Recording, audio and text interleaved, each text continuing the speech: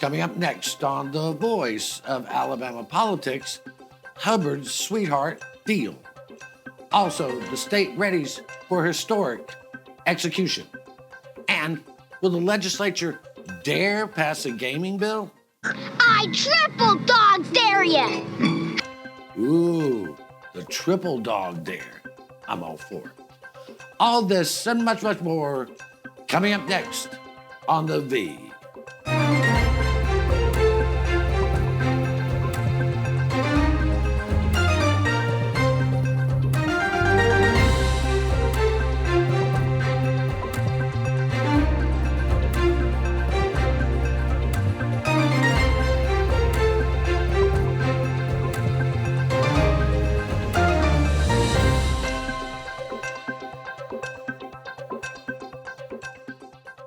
Welcome to The Voice of Alabama Politics, where we tackle the tough issues so you have the hard facts.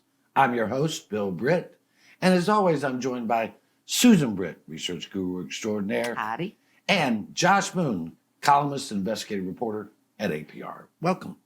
Hi, Josh. Hey, Coming from beautiful, beautiful Madison, right, Josh? yeah, snow encased Madison. It's like I'm living in a snow globe here. Y'all got it rough up there this past week, and a lot of people in the state got it rough. They did. We were fortunate. We didn't get it very bad, but the road was quiet. Thankfully, most people Nice. remain safe and alert. We're almost at the point of starting session, Oh, God. and a lot of groups, a lot of special interests will try to influence legislation during this session. Of course. None more so than the Alabama Policy Institute. The Alabama Policy Institute was started back in the 90s as a right-wing think tank. Now, it says it's bipartisan, but there's nothing bipartisan about them. But again, they have every right to lobby for their issues as anyone else. But they seem to always be against stuff. They seem to be more against things than they're actually for. You know, they want to curtail the rights of libraries to decide what collections they have. They want to control what children can read, what the teachers can teach. They want to do all those things to control people's lives rather than giving them the freedom to choose, which I always thought was kind of a very conservative idea. But Josh, one of the things I did appreciate is that they want to keep kids away from books that might have sexually explicit material in them, but they do want to make sure they can go to work legally at 14. Yeah, well, nothing says child safety like child labor.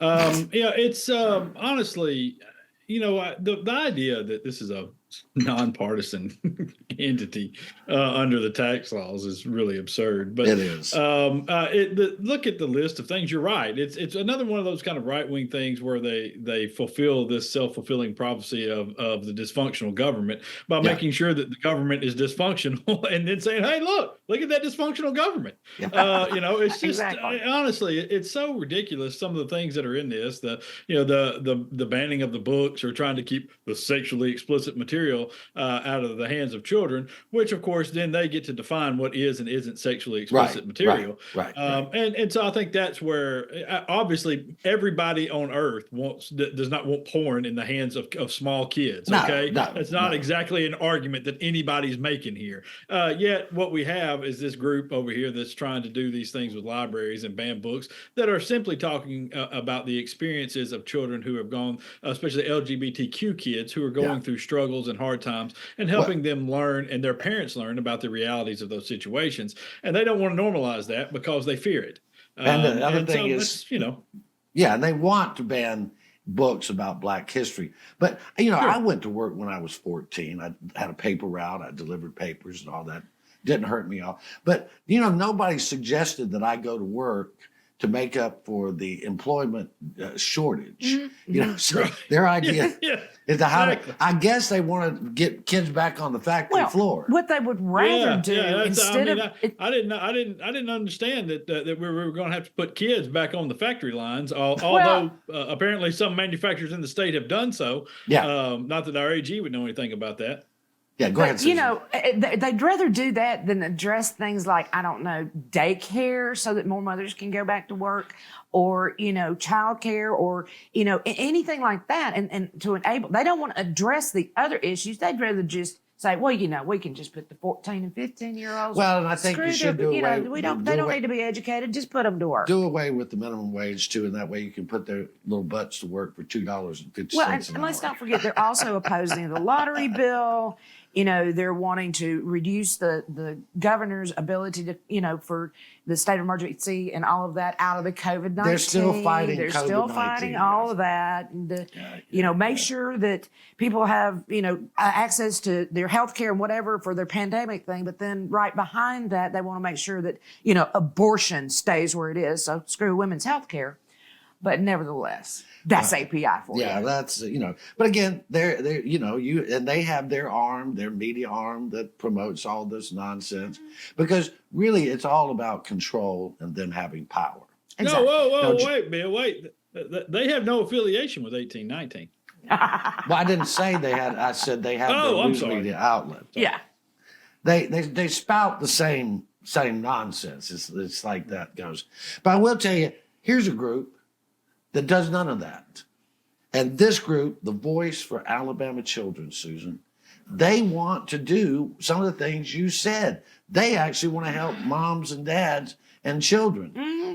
They want to, they're advocating for the expansion of Medicaid, which will actually help about 300,000 working families and their children. They want to expand mental health services for children, improve the child care industry, while not only, helping to maybe reduce the costs, also to help improve the facilities that are providing the child care, and, provide the pre-K program, which has been quite a success in Alabama. So, Josh, we have one group over here that wants to put the kids to work at 14 on the factory floor, and we got another one over here that wants to help the parents and the kids. What do you think? Yeah. I mean, Voices has always been a fantastic organization, and they've always, issued out great research and provided the state with a fantastic service. So what they really do every year is they shine a bright light on the problems, and they tell us exactly what the problems are, and then we watch helplessly from the sidelines as our politicians run around and do the exact opposite and create nonsense problems to address with stupid bills about library books and things like that, while we have all of these real well-articulated problems that Voices brings up that they avoid like the plague, because those are hard things to deal with and they're hard conversations to have, and we have to devote money to fixing some of these problems. And why would you do that when you could just build another prison? Right. There you go. Not far that cradle to prison pipeline, right? Yeah, exactly. Yes. I will say that Speaker Nathaniel Ledbetter, has voiced the concerns of how do we address getting more people back to the workforce, and talked about child care. Yes. He has also talked about any type of private-public partnership that could extend, not Medicaid, but health care to more people in Alabama. So I will have to give him credit for saying there's at least a conversation going. If we can keep that conversation going, maybe we get somewhere. We're going to have to leave it right there. You're watching the Voice of Alabama Politics. We'll be right back.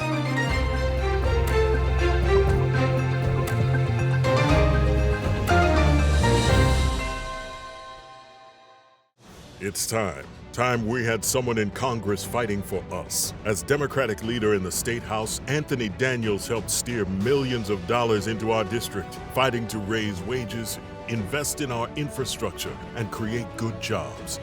Now he's passed a new law, removing state taxes on overtime pay, putting more money in our pockets. It's time for Anthony Daniels for Congress. One of us for all of us. I'm Anthony Daniels, and I approve this message. Your home is your most valuable asset. But what if someone tried to steal it from you? Property fraud is one of the fastest growing areas of fraud in the country today. As a district attorney, I've seen firsthand the devastating effects of property fraud. That's why I'm proud to support the Montgomery County Probate Court's REACT program. REACT is designed to protect your property and to give you peace of mind. By signing up, you'll receive an email notification if a document is filed against your property. This program is a game changer. It has the potential to prevent fraud and protect countless homeowners throughout Montgomery County. So don't wait. Sign up for REACT today and protect your home. Protect your home with REACT. Sign up today.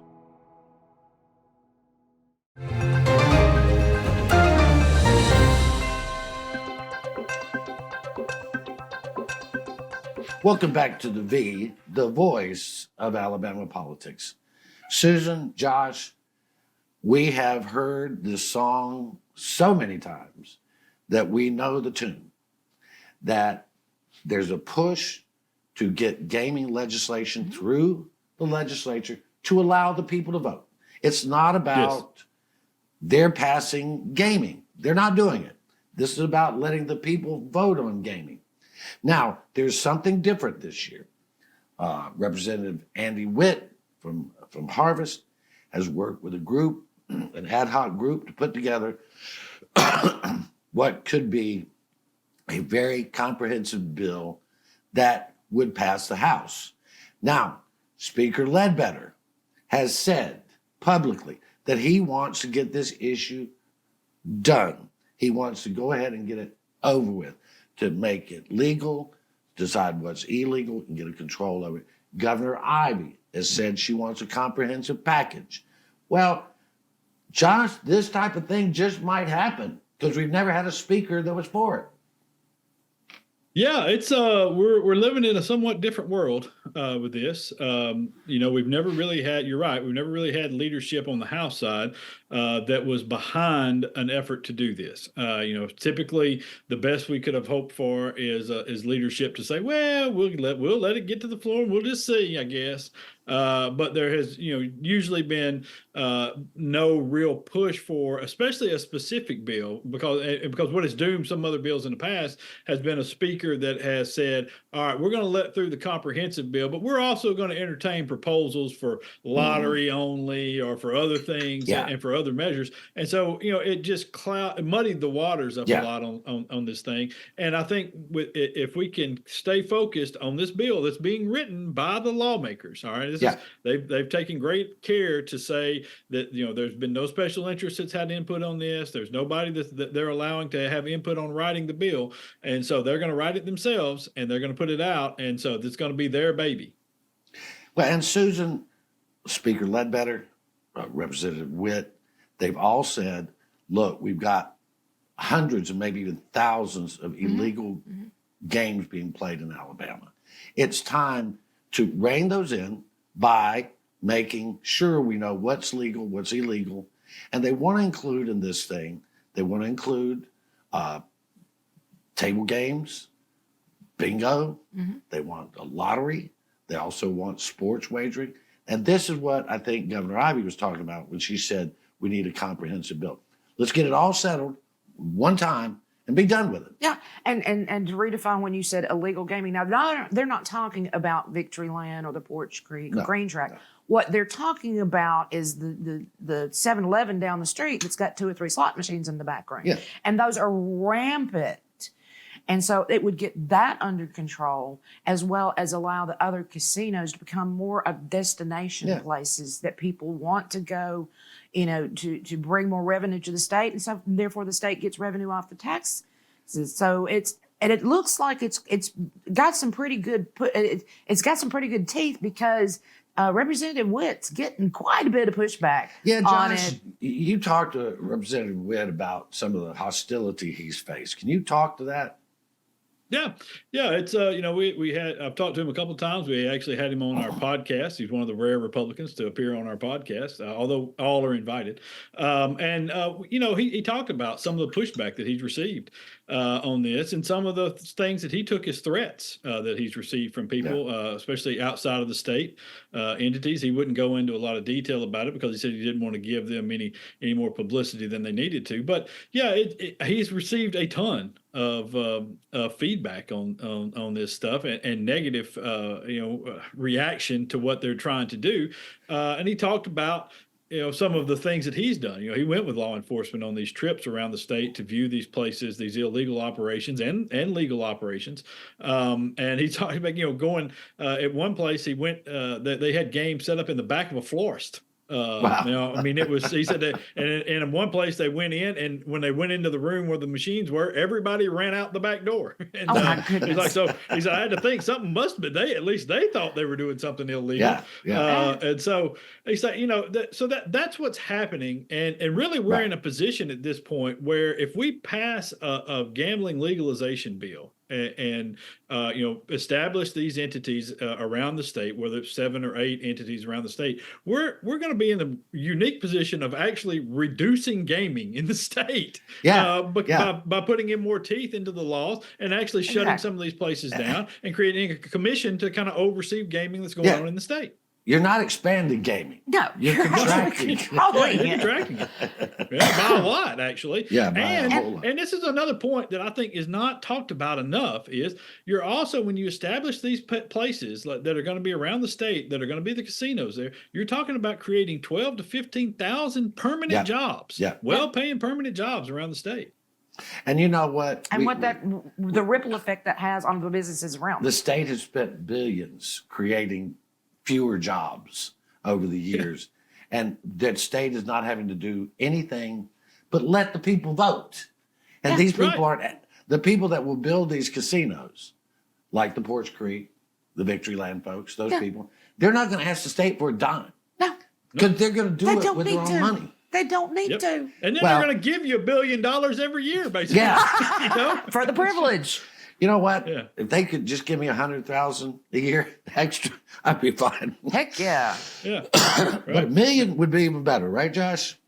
Oh, yeah. Well, listen, you know, if they, what we're talking about is a way to transform what we're doing in the state. We have the opportunity right now to establish this lottery that creates scholarships for Alabama kids.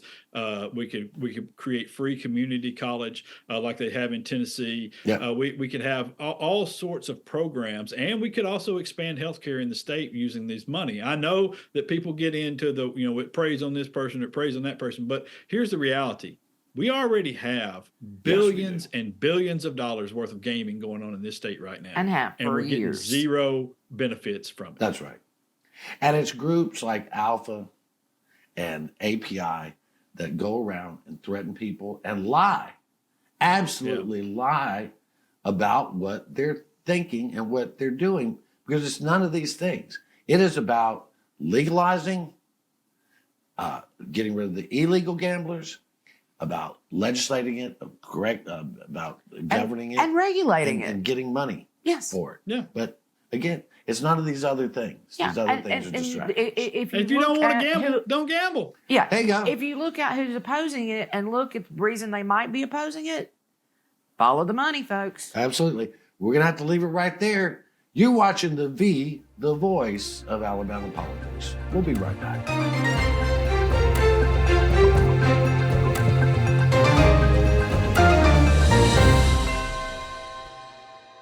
Today, Montgomery is a safer city. It's time to shift the narrative and take control of our future. We're reopening community centers, remediating blight, and revitalizing neighborhoods across the city. And we're unleashing new opportunities. Over the past year, companies have invested a record-setting $2 billion in Montgomery and created 2,000 jobs. This is a new Montgomery. And together, we're reimagining the possibilities.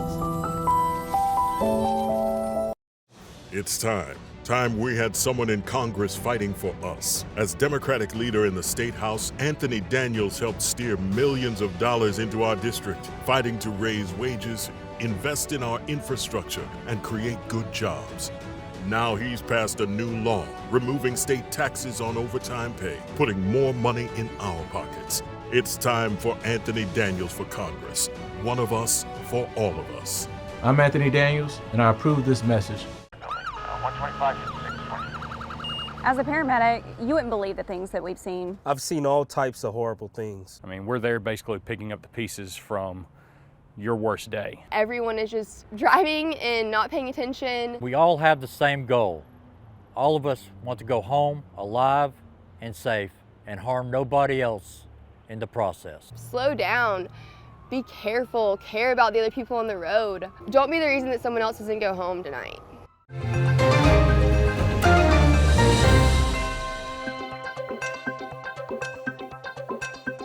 Welcome back to the voice of Alabama politics. You know, Susan, I love it, and I know you do too, and Josh does as well, when Alabama is number one. When we're number one in football, everybody gets so excited. When we're number one in anything, we're excited. There's a reason to get excited. It's so rare. But now we're going to be number one in the world for being the first people on the planet to execute someone with nitrogen. We're going to do that on the 25th of this month, unless somebody stands up and says, as Josh would say, "What are you doing?" You know? It's called nitrogen Hypoxia. hypoxia. Yeah. Which basically what they're doing is they're filling the mask full of nitrogen and not oxygen. So you're essentially smothering them to death, which I can't imagine would be something that's very comfortable. Josh, they're going to march this guy into the holding place for where they execute folks. They're going to strap a mask on his face, and they're going to pump nitrogen in there instead of air. Yeah. And we have no real idea of if it's going to work, if it's going to be extremely painful, we don't have anything, but we're okay with that because we're killing somebody in this pro-life state, and so we're happy to be innovators when it comes to something awful, apparently. And let us not forget the last time they tried to execute this gentleman, they botched it. Yeah, they could terribly botched it. They've already tried to kill him awful. once. And again, I know people have different views on the death penalty. I if you can be 100% certain, I still have problems with it. I don't know that we are, from my standpoint, I don't know that you can be pro-life or pro the gospel and think, the Jesus' gospel and think you ought to kill people. But Kenneth Eugene Smith was convicted of a murder for hire. The first jury, Susan, said that they found him guilty. There was problems with the trial. The second trial, they found him guilty, sentenced him to life in prison. Then the judge overrode that. That's where I have a problem. And the judge came in and said, "Oh no, we're going to put him to death." The jury was 11-1 to give him a life sentence. And then the judge came in and overrode their verdict and gave him, a death penalty.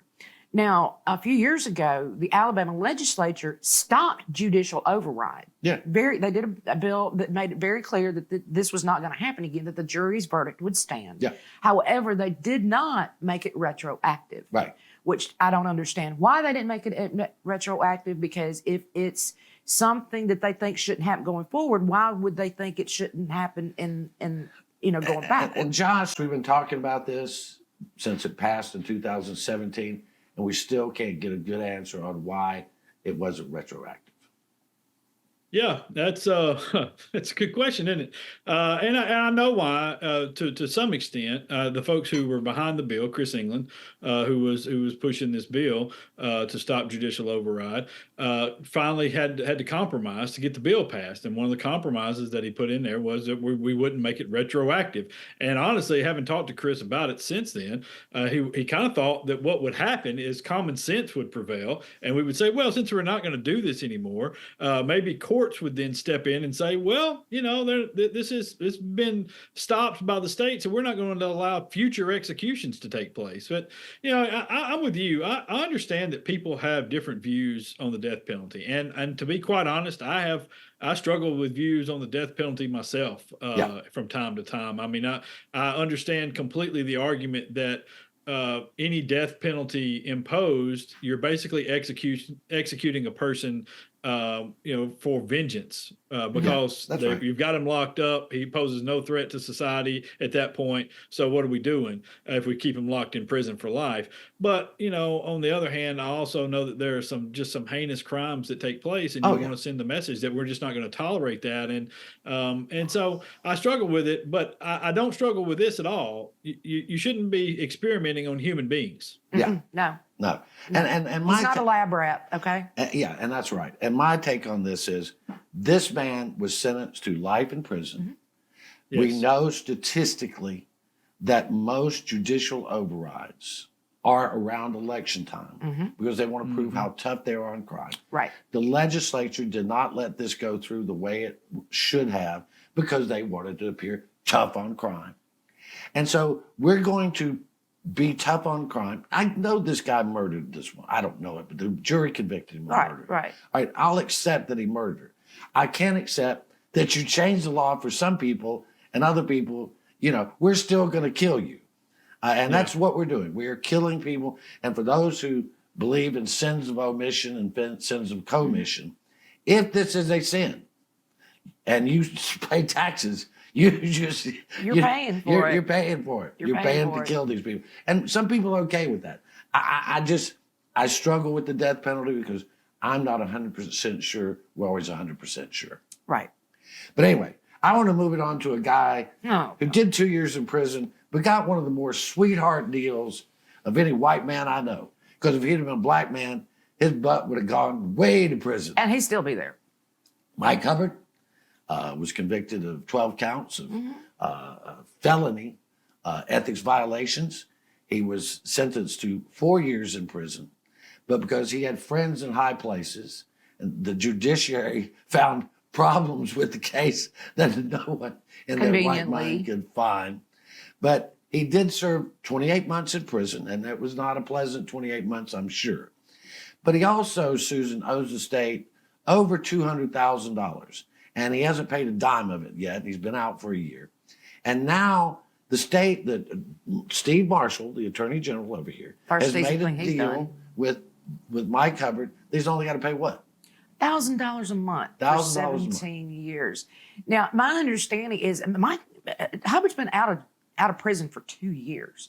He hasn't bothered to talk to anybody. He hasn't responded to any attempts to contact him about this money. And now Steve Marshall has had to go and sue him to get $1,000 a month for 17 months, and I bet we'll never see a dime of it. Josh, we only got about 13 seconds. What do you think? Well, I think that it is a pretty good deal, but at least they're going to finally get something out of it. I mean, he's been out of prison for more than a year at this point, and they've not gotten time. And so at least some money is going to be coming in, and maybe they can recoup a chunk of it over the rest of his life. I tell you, well, it's nice to have. Good luck with that. For all criminals, it's nice to have friends in high places. You've been watching the voice of Alabama politics. You watch us because we watch them.